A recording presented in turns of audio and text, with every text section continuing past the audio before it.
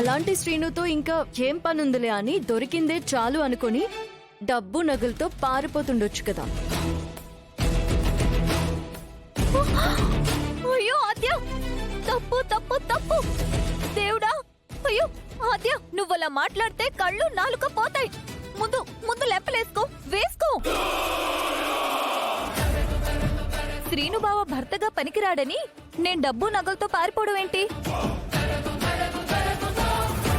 ఒక సాటి ఆడదానిగా ఇలాంటి నిందలు వేయొచ్చా?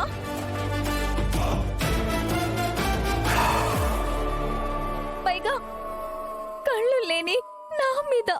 నోర్ముయ్.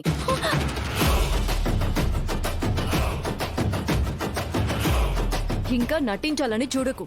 కళ్ళు లేవు అని ఎన్నిసార్లు అబద్ధం చెప్తావు?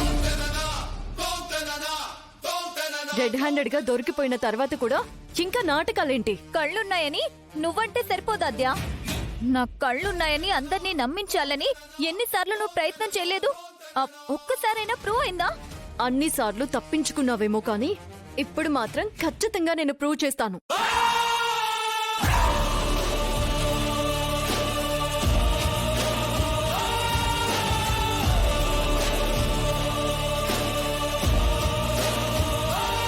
ప్లీజ్ ఆద్య, ఒక దివ్యాంగురాలితో అలా మాట్లాడటం కరెక్ట్ కాదు.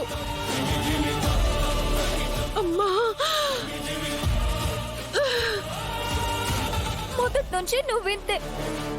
అసలు నేను ఇంటికి రావడమే నీకు ఇష్టం లేదు. ఇంట్లో వాళ్లతో కలిసి ఉండడమే నీకు ఇష్టం లేదు.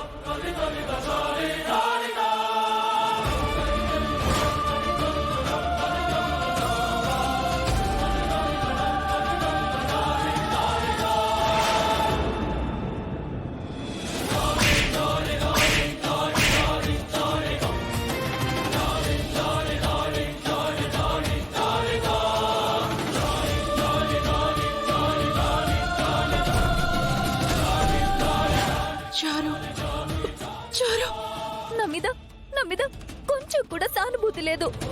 అసలు ఇలా ఎలా ఆద్య? ఏయ్, స్టాప్ ఇట్. నా దగ్గర నీ స్మార్ట్నెస్ చూపించకు.